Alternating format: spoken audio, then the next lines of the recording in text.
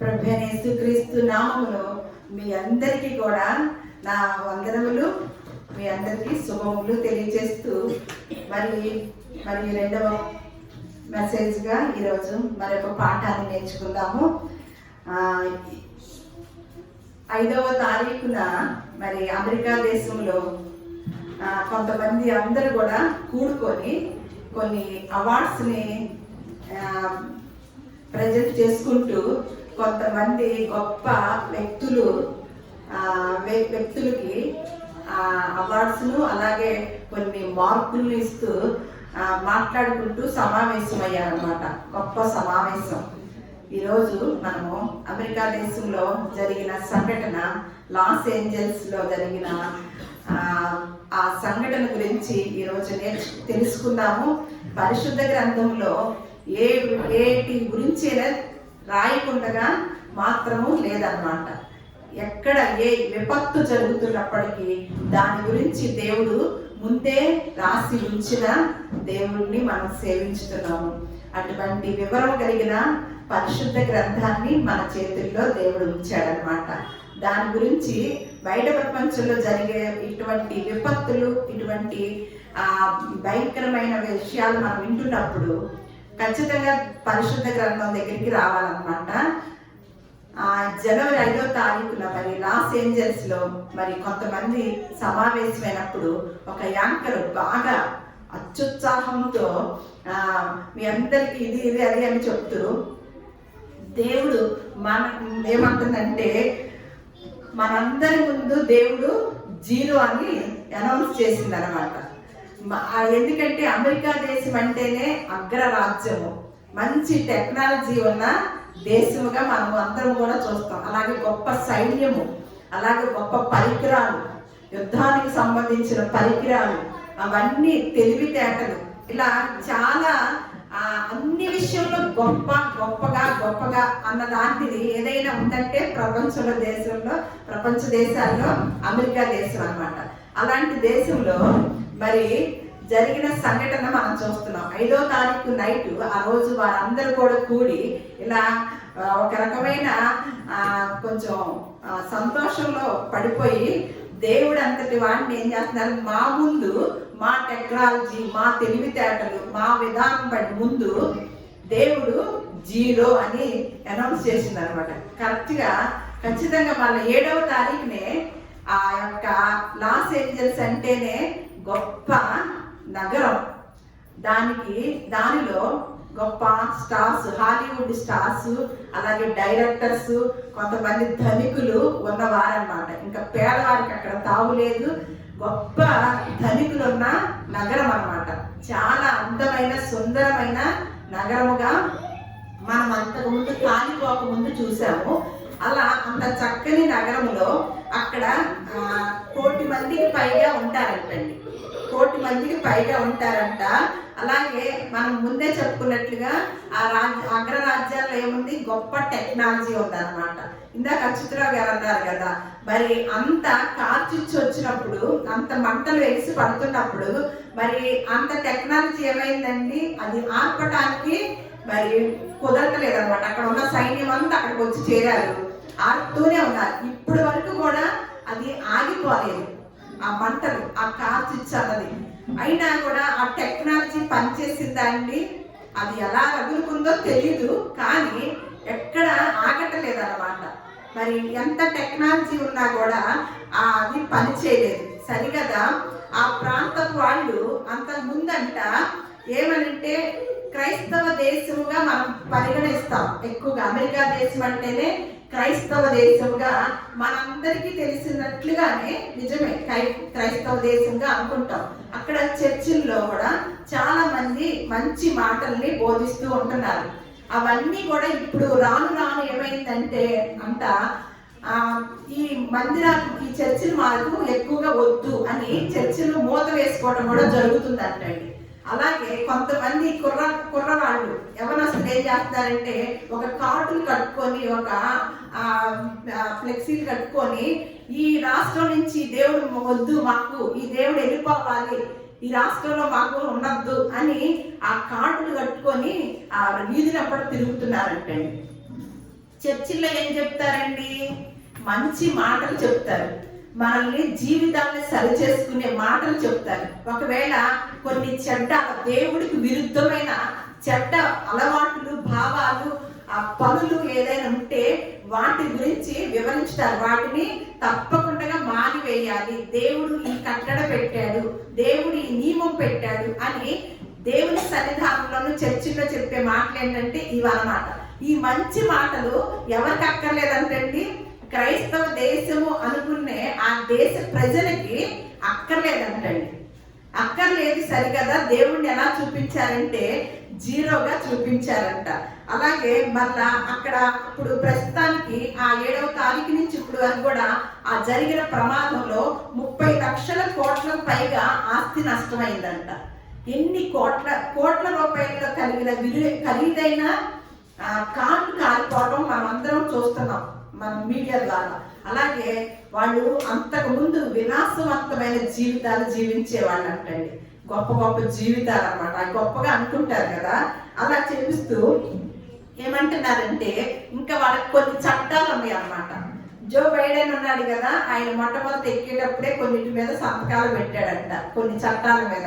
అలాగే తర్వాత ఇప్పుడు ఈ నెలలోనే మన ట్రంప్ వస్తారు కదా, మరి ఆయన ఏం చేస్తారు? ఆయన మొట్టమొదటి ఒక మాట విన్నాను, బైబిల్ గ్రంథాన్ని పట్టుకొని గొప్పగా చెప్పటం విన్నాను అనమాట.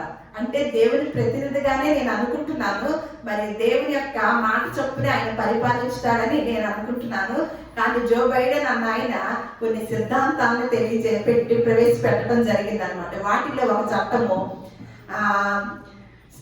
వివాహాలకు ముందే దేనిలో అయినా పాల్గొనవచ్చు, అలా సహజీవనం చేయొచ్చు. అది ఆల్రెడీ మనకు భారతదేశంలో కూడా వచ్చింది. అలా ఏదైనా దరిద్రం వచ్చిందంటే ఎక్కడి నుంచి వస్తుందండి? అగ్రరాజ్యాల నుంచే వస్తుంది. ఎందుకంటే మనకున్న ఆ విధానాన్ని, మన సంస్కృతి సాంప్రదాయాలు ఎంత గొప్పగా ఉంటాయోనండి. ఆ గొప్పతనం ఎప్పుడు కూడా మనిషి స్వభావం ఏంటంటే గొప్పగా ఉంది, మంచిది అన్నప్పుడు దాన్ని ఎక్కువగా స్వీకరించుతామండి. ఎప్పుడు స్వీకరించాం, మనస్సు కూడా వెళ్ళదన్నమాట. సరికదా. ఇంకొక చట్టం ఉంది ఏంటంటే పురుషులు వివాహాలు చేసుకోవటము, స్త్రీలు వివాహాలు చేసుకోవటం. ఇటువంటి ఆ విధానం జరుగుతుంది అనమాట మనం అనుకున్న అగ్రరాజ్యాల్లో. అలాగే పిల్లలు, యవనస్తులు అందరూ కూడా వారి కట్టడలు రోడ్డు మీద ఏం జరుగుతుందో కూడా తెలియని ఆ యొక్క దేశంలో ఉన్న పరిస్థితి అనమాట. రోడ్డు మీదే వాళ్ళు ఇష్టానుసారంగా ఉంటారు. అయినప్పుడు కూడా పెద్దగా పట్టించుకోరు, ఎందుకంటే అది అలవాటు, అక్కడ ఉన్న విధానం అన్నమాట. ఇటువంటి ఘోరమైన పరిస్థితుల్లో మరి అది ఆ ప్రదేశం అలా కాలిపోవటానికి కారణం ఏమై ఉంటదంటే మనం పరిశుద్ధ గ్రంథం దగ్గరికి వచ్చినప్పుడు కొన్ని మాటలు దేవుడు వీటినన్నిటిని కూడా ముందే రాయించి ఉంచాడా అని ఒకంత మనం పరిశీలన చేసేటప్పుడు ఒక మాట ఉంటుందండి. కొరింథీయులకు రాసిన పత్రికలో ఒక మాట ఉంటుంది ఏంటంటే, మొదటి కొరింథీయులకు రాసిన పత్రిక 10వ అధ్యాయము 11వ వచనములు. ఎప్పుడైనా సరే ఏదైనా తెలియచేస్తున్నారు అంటే పరిశుద్ధ గ్రంథంలో ఎందుకు మరి ఇలా దేవుడు ఏమన్నా ఆపలేడా, ఎందుకు ఇలా జరుగుతుంది అని అంటే ఇవన్నిటి గురించి దేవుడు ముందుగానే తెలియచేసి చరిత్రని మన ముందు ఉంచి ఏం చేశాడంటే మీరు జాగ్రత్తగా ఉండండి, బుద్ధి కలిగి ఉండండి, వాళ్ళలాగా మీరు అలాంటి అక్రమ మార్గంలో వెళ్ళద్దు, దేవుని మాటకి కట్టడకి విరుద్ధమైన పనులు చేయొద్దు అని మనకి పరిశుద్ధ గ్రంథంలో పూర్వీకుల చరిత్ర, ఇది కథ కాదు కదా, ఎప్పుడు కథలు కాదండి. పరిశుద్ధ గ్రంథంలో ఉన్న విషయాలు ఏవి కూడా కథలు మాత్రము కాదనమాట. అందుకనే ఏమని తెలియచేస్తున్నాడంటే ఈ సంగతులు దృష్టాంతములుగా వారికి సంభవించి యుగాంతమందున్న మనకి బుద్ధి కలుగుటకు రాయబడి ఉన్నాయి అని చెప్తున్నారు. అంటే అప్పటి రోజుల్లో మనం ఇప్పుడు నోవాహు గారి గురించి మనం ఇప్పుడు మొదటిగా విన్నాం కదా. నోవాహు గారు తన తరములో, అంటే తన తరములోనే, తను ఉన్న తరములో ఆయన ఒక్కడే నీతిపరుడుగాను నిందారహితుడుగాను దేవునితో కూడా నడిచిన వాడుగా ఉన్నట్లుగా మనము ఆది కాండంలోనే చూసామన్నమాట. తర్వాత మిగతా వారంతా ఏమయ్యారంట, బొత్తిగా చెడిపోయి ఉన్నారంట. అని మనకి ఈ విధానాన్ని తెలియజేశారు. అలాంటప్పుడు ఏమొచ్చిందండి? అప్పుడు జల ప్రళయాన్ని పంపించడం జరిగింది అనమాట. ఇప్పుడు ఏమంటున్నాడు ఇక్కడ పౌలు గారి క్రొత్త నిబంధనలోకి వచ్చేసరికి ఈ విషయాలన్నీ కూడా, ఈ సంగతులు మీరు వింటున్నారు కదా, మీరు చదువుతున్నారు కదా, ఇవన్నీ దృష్టాంతములుగా వారికి సంభవించినాయి. ఇప్పుడు యుగాంతమందున్న ఇప్పుడు మనకు ఎందుకంట బుద్ధి కలుగుటకే ఈ సంగతులన్నీ కూడా రాయబడి. అంటే ఎప్పుడు క్రైస్తవ దేశము అన్న దేశంలో మరి ఈ పరిశుద్ధ గ్రంథం ఉంటుందంటారా? ఉంటది కదా, మరి చదివే ఉంటారు కదా. మరి వారికి బుద్ధి కలగటానికి దృష్టాంతముగా ఇటువంటి ఎంతో మంది మన ఆది కాలంలోనే చూస్తాం. సొముద్ర గొమొర్రా పట్టణాన్ని మరి ఏం చేశాడంటే దేవుడు, అప్పుడు కూడా ఏం చేశారు? ఏం జరుగుతుంది? అప్పుడు కూడా ఒక విధానాన్ని తీసుకొచ్చుకున్నారు. అప్పుడు ఎవరు చట్టాన్ని పెట్టాల, వాళ్ళంతటికి వాళ్ళే చిన్న పిల్లలతో సహా అక్కడ బాలురు కూడా అని రాయబడి ఉందన్నమాట. బాలురు సహితం కూడా పాపానికి బానిసలైపోయి ఉన్నారన్నమాట. వారు కూడా మగవాళ్ళు ఆడవాళ్ళు అలాగే పిల్లలు పెద్దలు అందరూ కలిసి చెడిపోయి ఉంటారన్నమాట. పాపం అనే ఆ క్రియల్లోకి చెడిపోయి ఉన్నప్పుడు ఏం చేశాడు? వెంటనే సొముద్ర గొమొర్రాలని వాటిని అగ్ని గంధకములతో కాల్చి బూడిద చేసేసాడు. మరి ఇవన్నీ ఎందుకు పెట్టి ఉంచారండి? మన ముందు మనకి బుద్ధి కలగటానికి, మనం బుద్ధి తెచ్చుకొని అలా జీవించకూడదు అని తెలియచేయటానికి పెట్టారు కదా. మరి అలాంటప్పుడు పరిశుద్ధ గ్రంథంలో ఇంకా ఏం రాశారో, ఇంకా ఎన్ని విషయాలు మన కొరకు రాయించి మనం అలా ఉండకూడదని తెలియచేస్తున్నారో ఒకసారి చూద్దామండి. ద్వితీయోపదేశకాండము 8వ అధ్యాయము 11వ వచనం చూద్దాం. నేను నీకు ఆజ్ఞాపించు ఆయన ఆజ్ఞలను విధులను కట్టడలను నీవు అనుసరింపక నీ దేవుడైన యెహోవాను మరిచి కడుపార తిని మంచి ఇండ్లు కట్టించుకొని వాటిలో నివసింపగా నీ పశువులు నీ గొర్రె మేకలను వృద్ధి అయి నీకు వెండి బంగారములు విస్తరించి నీకు కలిగినదంతయు వర్ధిల్లినప్పుడు నీ మనస్సు మదించిందంట. ఏమవుతుందంటే మంచి ఇల్లు కట్టించుకున్నారంట. అలాగే వాళ్ళ యొక్క జీవన విధానం మంచిగా విస్తరించిందంట, సమృద్ధిగా ఉందంట. కలిగినదంతయు వర్ధిల్లినప్పుడు నీ మనస్సు మదించిందంట అని. తర్వాత ఇంకొక మాట, మీరు మా సామర్థ్యము మా బాహుబలము ఇంత భాగ్యము మాకు కలగజేసినని అనుకుందురేమో. మదించి ఏమనుకుంటారంట? ఇదంతా ఎవరు కలగజేసుకున్నారు? మా బాహుబలము, మా సామర్థ్యము, మా తెలివితేటలు, మా టెక్నాలజీ. ఏంటి? దేవుడు మా ముందు జీరో అని ఎప్పుడైతే అంటారో అనుకుందురేమో అని ఏనాడు రాసి ఉంచాడండి? క్రీస్తుకు పూర్వమే రాసి ఉంచిన విషయం అన్నమాట. ఇప్పుడు ఏమంటున్నాడు? మీకు ఈ యుగాంతమందు మీకు బుద్ధి కలుగుటకే వీటినన్నిటినీ మీ కొరకు రాసి తిని అని చెప్తున్నాడు అనమాట. అలా ఎప్పుడైతే గర్వం అనేది వస్తుందో, ఆ మదించడం అంటే ఏంటి? గర్వం అన్నమాట. అతి గర్వం. ఆ గర్వం వచ్చినప్పుడు గర్వం గురించి సామెతల్లో ఒక మాట రాసి ఉంచారండి. సామెతల గ్రంథము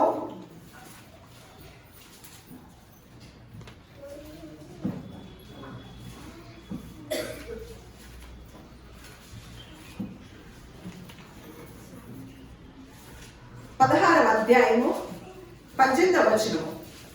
నాశనమునకు ముందు గర్వము నడుచును, పడిపోవుటకు ముందు అహంకారమైన మనసు నడుచునంట. నాశనానికి ముందు ఏమొస్తుందంటే గర్వం వచ్చిందండి. ఇది ఏనాడు రాసి ఉంచారు? ఎవరు రాశారు? జ్ఞాని అయిన సొలొమోను గారు రాసి ఉంచారు. అమ్మో, నాకు దేవుడి దయతో. ఎందుకంటే ఏం చేశారంట?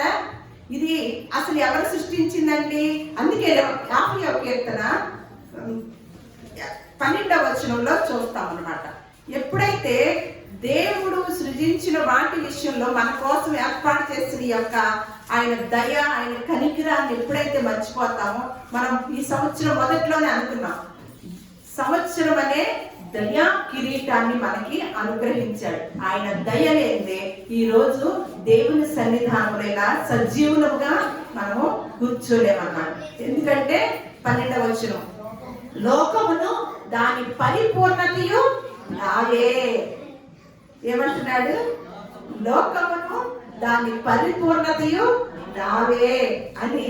ఇంకోటి 22వ వచనం అదే అధ్యాయం, దేవుని మనసు వారులారా దీన్ని యోచించుకొనండి, లేని ఎడల నేను మిమ్మును చీల్చివేయుదును, తప్పించువాడెవడును లేకపోవును. ఏం చేస్తాడంటండి? దేవుణ్ణి కనుక మర్చిపోతే, మంచి ఇండ్లు కట్టించి మంచి సౌకర్యాలు వచ్చిన తర్వాత దేవుని సన్నిధానానికి వెళ్ళడానికి ఉంటుందా మనకి అవకాశం? బాగా లేట్గా లేచేసి నిద్రపోయి మంచి సర్వసుఖాలు ఉంటాయి కదా, ఎట్లా వస్తాం దేవుని సన్నిధానానికి? తాపీగా వస్తామన్నమాట. ఏమంటున్నాడు? లోకమును దాని పరిపూర్ణతయు నావే, దేవుని మనసు వారులారా దీన్ని యోచించుకొనుడి, లేని ఎడల నేను మిమ్మును చీల్చివేయుదును, తప్పించు వాడెవ్వడను కూడా లేకపోవును అని చెప్తున్నారనమాట. ఇక్కడ గర్వం వచ్చాక ఎలాంటి వారినైనా దేవుడు ఏం చేస్తాడో అనేది మళ్ళా ఎప్పుడు మనం ముందే చదువుకున్నాం. ఆ మాటను మాత్రం మనసులో పెట్టుకోండి. కొరింథీయులకు రాసిన పత్రికలో మాటను మాత్రము మనసులో పెట్టుకొని ఇవన్నీ కూడా మనము ధ్యానం చేయాలి. ఏంటంట? దృష్టాంతముగా మనకి ఇప్పుడు సంభవించలేవి కదా అవి, ఇప్పుడు యుగాంతమందున మనకు బుద్ధి కలగటానికి రాయబడి ఉన్నవి. అందుకని నాశనము కలిగిన ఒక రాజు గారు ఏమయ్యారో కూడా ఉదాహరణగా జరిగిన చరిత్రలో నెబుకద్నెజర్ గారు రాజుగా ఉన్నప్పుడు ఆయన గర్వం ఎప్పుడైతే వచ్చిందో ఆ రాజుగారిని తీసుకెళ్లి ఎక్కడ పెట్టాడో ఒకసారి దానియేలు గ్రంథము చూద్దాము. దానియేలు గ్రంథము 4వ అధ్యాయము 30వ వచనంలో నేను చదువుతున్నాను, నేను అక్కడక్కడ చదువుతాను. నెబుకద్నెజరు రాజు బబులోనులోని నగరనందు సంచరించుచుండగా రాజు అనుకుంటున్నాడంట, నగరంలో సంచరిస్తూ ఉన్నాడంట, చక్కగా తన నగరాన్నంతటి తన ఆ పైన ఆ మేడ ఆ మిద్దె మీద ఎక్కినప్పుడు తన యొక్క నగరం అంతా కనపడుతూ ఉంటది కదా. ఆ కనపడే సమయంలో రాజు అనుకుంటున్నాడంట, ఏమని? బబులోనను ఈ మహా విశాల పట్టణము నా బలాధికారమున నా ప్రభావ ఘనతను కనపరచుటకే నా రాజధాని నగరముగా నేను కట్టించింది కదా. ఎవరు కట్టిస్తారంట? గద్దె ఎక్కాలన్నా, గద్దె దించాలన్నా ఎవరి దయ కావాలి? దేవుడి దయ. కుటుంబాలు కట్టబడాలన్నా, కుటుంబాలు కూల్చుకునే విషయం దేన్నైనా కట్టే విషయంలో ఎవరి యొక్క ప్రేమయం కావాలండి? దేవుడు జోక్యం చేసుకోవాలన్నమాట.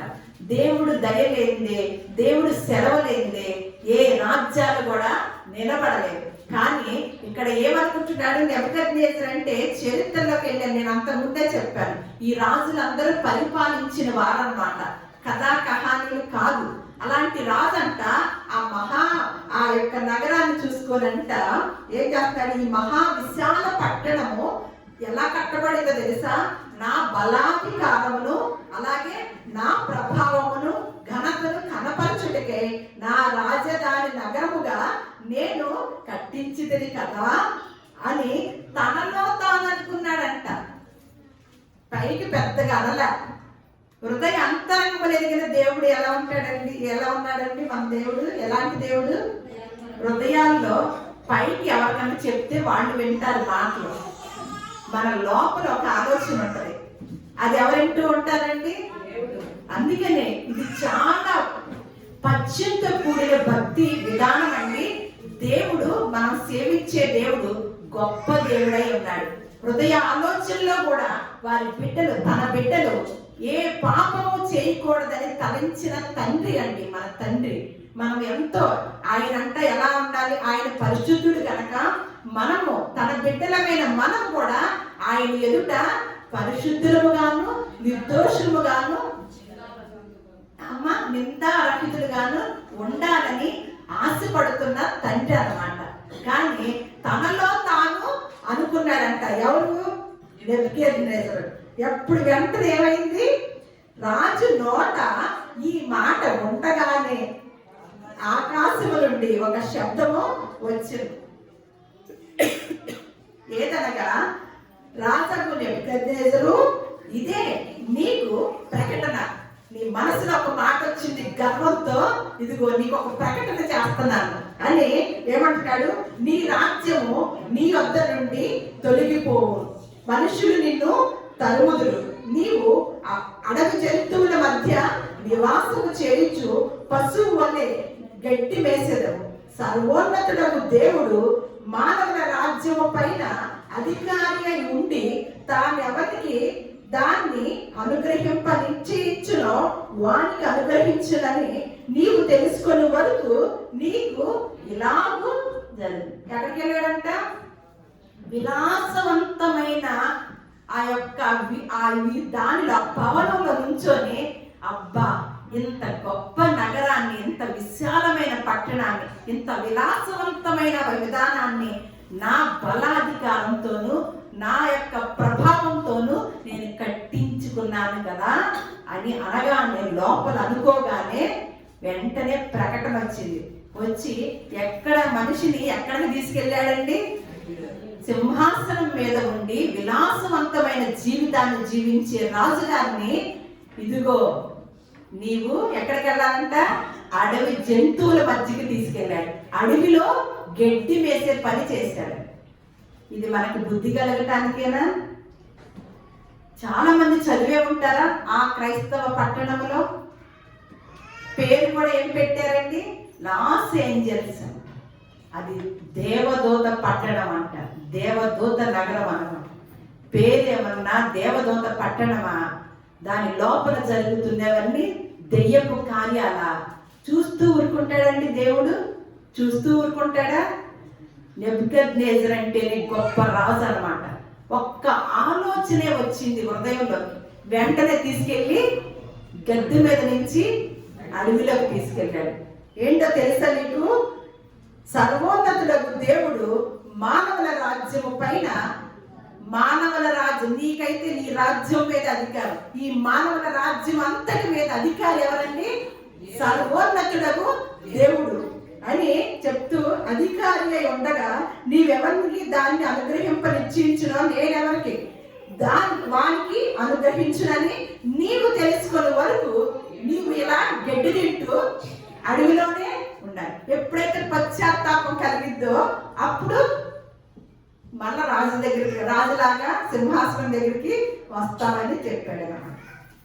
ఈ మాటలన్నీ మనకి ఎన్ని మాటలు తెలుసండి? చూడండి, అందుకేనంట మళ్ళా కీర్తన గ్రంథము 2వ అధ్యాయం 7వ వచనంలో, దేవుని తమకు దుర్గముగా నుంచుకొనక తమ ధన సమృద్ధి యందు నమ్మిక ఉంచు తమ చేతులను బలపరుచుకొని వాడు ఎవరు? దరిద్రుడు. ఏం చేస్తున్నాడంట? ఎవరిని ఏటిని దుర్గములుగా ఉంచుకుంటున్నారంటండి? సర్వోన్నతుడకు దేవుడు మానవుల యొక్క రాజ్యము మీద అధికారి అయి ఉండగా తన ధనమును దుర్గముగా ఎంచుకుంటూ తమ ధన సమృద్ధి యందు ఏం చేస్తున్నారంట? నమ్మకం ఉంచి దేవుడు వారి ముందు జీరో అంట. దేని మీద నమ్మకం ఉంచుకుంటున్నారండి? ఖరీదైన బంగళాల మీద, విలాసవంతమైన జీవితాల మీద, ఖరీదైన కారుల మీద వారి జీవితాన్ని కట్టుకోవడం ద్వారా తండ్రి చూస్తూ ఊరుకుంటాడండి. మళ్ళీ ఇంకేమేమంటున్నారు అక్కడ? మగవాళ్ళు పెళ్లి చేసుకోవచ్చు, ఆడవాళ్ళు పెళ్లి చేసుకోవచ్చు. అది ఏ రోజు రాసి ఉందని దాని గురించి ఎంత వివరణగా ఇచ్చి ఉంచాడోనండి. అంటే ఇది చదవలేదా అగ్రరాజ్యంలో ఉన్న క్రైస్తవులు? చదివారు. ఇప్పుడు ఇవన్నీ కూడా మనం కూడా చదువుతున్నాం కాబట్టి, మనం కూడా ధ్యానం చేస్తున్నాం కాబట్టి, ఇందులో వారంటే వారి పరిధిలో అలా దేవునికి దూరం అయ్యారు. మన పరిధిలో మనం దేవునికి దూరం అయినప్పుడు అవి ఎవరికి కూడా కలుగుతాయండి? మన జీవితాలకి మన కుటుంబాలకు కూడా అర్థాంతరంగా వచ్చి పడతాయి అన్నమాట. రోమీయులకు రాసిన పత్రిక 1వ అధ్యాయము 26వ వచనంలో చూద్దాం. రోమీయులకు రాసిన పత్రిక 1వ అధ్యాయము 26వ వచనం. వారి స్త్రీలు సహితము స్వాభావికమైన ధర్మమును విడిచి స్వాభావిక విరుద్ధమైన ధర్మమును అనుసరించి, అటువలే పురుషులు కూడా స్త్రీ యొక్క స్వాభావికమైన ధర్మమును విడిచి పురుషులతో పురుషులు అవాచ్యమైనవి చేయుచు తమ తప్పిదములకు తగిన ప్రతిఫలమును పొందుచు ఒకరి ఎడల ఒకరు కామతప్తులు అయ్యి, మరియు వారు తమ మనస్సులో దేవునికి చోటియ్యనొల్లకపోయిరి. ఇట్టి కార్యములను అభ్యసించు వారు మరణమునకు తగిన వారు అని దేవుని న్యాయ విధిని వారు బాగుగా ఎరిగి ఉండి వాటిని చేయుచున్నారు. ఇది మాత్రమే కాక వాటిని అభ్యసించు వారితో సంతోషముగా సమ్మతించుచున్నారు. ఇది ఎప్పుడు రాసి పెట్టించాడండి? యేసుక్రీస్తు వారు వచ్చిన కాలంలోనే రాసి ఉన్న మాట కదా, ప్రారంభ శతాబ్దంలో రాసి ఉన్న మాట కదా. ఏం చట్టాన్ని తీసుకొచ్చాడండి జో బైడెన్? శుభ్రంగా అమ్మాయిలు పెళ్లిళ్ళు చేసుకోండి, అబ్బాయిలు పెళ్లిళ్ళు చేసుకోండి. కానీ ఇక్కడ దేవుడు ఏం చెప్తున్నాడు? దేవుడి యొక్క కట్టడేంటి అంటే ఇది ఇలా చేస్తారని దేవుడు ముందుగానే తెలుసా? ఈ అమెరికా దేశంలో అగ్రరాజ్యం ఇలాంటివన్నీ టెక్నాలజీ పెరిగిన దేశంలో ఇలాంటివన్నీ వచ్చేస్తాయి కాబట్టి అది మన మిగతా ప్రపంచంలో ఉన్న దేశాలన్నీ తెచ్చుకుంటాయి కాబట్టి ఇదిగో నేను ఒక కట్టడ నియమించాను జాగ్రత్త అని రాసి ఉంచాడా? ఏమంటున్నాడు? వారి స్త్రీలు సహితము స్వాభావికమైన ధర్మమును విడిచి స్వాభావిక విరుద్ధమైన ధర్మమును అవసరం. అలాగే పురుషులు కూడా స్త్రీ యొక్క వారిని కూడా విడిచి పురుషులతోనూ అవాచ్యమైన చేయించు స్త్రీలతోనూ జరుగుతూ ఉండేట. వారి తప్పిదమునకు ఇలాంటి జరిగిస్తున్నారంట. వాళ్ళు పెళ్లిళ్ళు చేసుకుంటున్నారంట. వారి తప్పిదానికి తగిన ప్రతిఫలము ఇందాకే మాట్లాడుకున్నాముగా. మనుషుడు ఏమి పంటను విత్తునో ఆ పంటనే కోయు. ఏం చేశారండి ఇక్కడ? అందుకనే వారికి తగ్గ ప్రతిఫలము వారి తప్పిదమునకు తగిన ప్రతిఫలమును పొందుచు ఒకరి ఎడల ఒకరు కామ తప్తులేరి, మరియు వారు తమ మనస్సులో దేవునికి చోటియ్యనొల్లకపోయిరి. ఇట్టి కార్యములను అభ్యసించు వారు దేనికి పాత్రులు అంటండి? మరణమునకు తగిన వారు అను దేవుని న్యాయ విధిని వారు బాగుగా ఎరిగి ఉండి వాటిని చేయించున్నారు. చేసే వారితో ఏం చేస్తారంట? ఇవి మాత్రమే కాక వాటిని అభ్యసించు వారితో సంతోషముగా సమ్మతించుచు ఉన్నారంట. చేసే వారితో చేతులు కలిపితే జరిగే పరిణామం ఏంటండి? వారు వినాశనానికే వారికి మూలం అవుతుంది అన్నమాట. ఇంకొక మాట, అందుకని హెస్కేలు గ్రంథం 15వ అధ్యాయం 8వ వచనం. హెస్కేలు గ్రంథము 15వ అధ్యాయం 8వ వచనం. వారు నా విషయమై విశ్వాసఘాతుకులైరి గనుక నేను దేశమును పాడు చేసేదను. ఇదే ప్రభువుకు యెహోవా వాక్కు. ఏమంట? వారు నా విషయమై ఎలా ఉన్నారంట? విశ్వాసఘాతుకులైరి గనుక నేను ఆ దేశమును, అది దేశం అంటున్నాడు.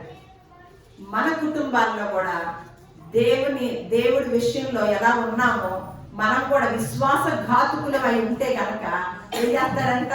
మన కుటుంబాలను కూడా పాడు చేస్తాడు. మరి దేశాన్ని పాడు చేసే దేవుడు కుటుంబాల్లో ఉన్న వారిని చూస్తే కుటుంబాలను కూడా ఏం చేస్తారండి? పాడు చేస్తాడు అని మళ్ళా 33వ అధ్యాయం హెస్కేలు గ్రంథము 29వ వచనం.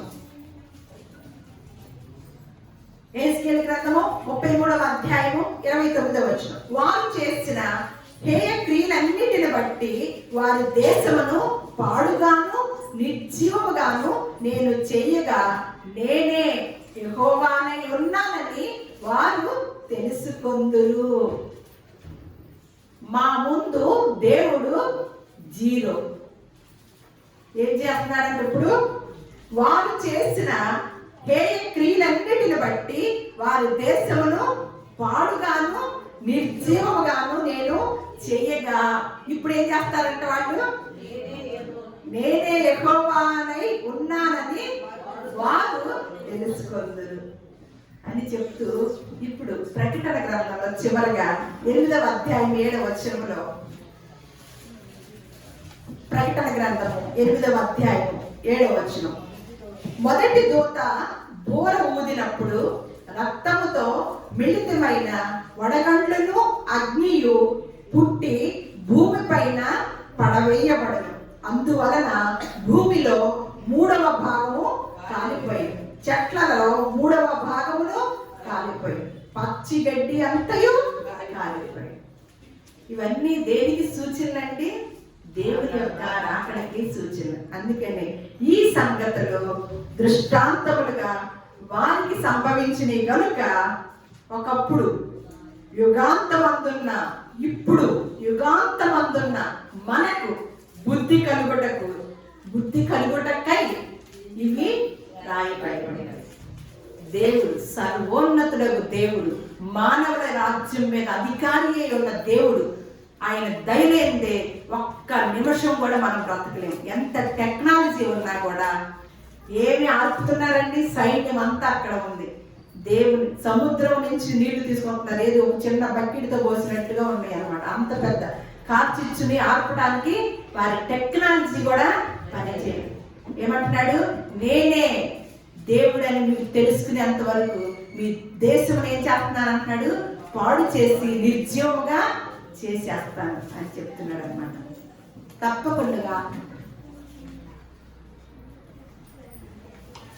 ఈ మాటలన్నీ మనం రాసి ఉంచాడంటే మనం వీటిని చదువుకోవడం ద్వారా, ధ్యానం చేయడం ద్వారా దేవుడు చెప్పిన విషయాలన్నీ మనం తెలుసుకోగలుగుతాము. తద్వారా జాగ్రత్తగా బుద్ధి కలిగి జీవించగలుగుతాం అన్నమాట. దేవుడికి చోటివ్వ నల్లకపోయేదంట. ఇందాకేమంటున్నారు? లోకంలో ఉన్నామా దేవుళ్ళో ఉన్న వాళ్ళం ఎలా ఉంటాము? దేవుడితోనే అనుసంధానం అవుతాం. లోకంలో ఉంటే లోకంలో ఏమేమి ఉన్నాయి? శరీరాశ, నేత్రాశ, జీవపుడము. అవన్నీ ఎవరి వల్ల కలిగినవంట? దేవుడి వల్ల కలిగినవి కాదు. దేవుడి మాటల్ని మన హృదయాల్లో ఫలింప చేయను గాక. దేవుడు మిమ్మల్ని అందరినీ కూడా ఆశీర్వదించును గాక.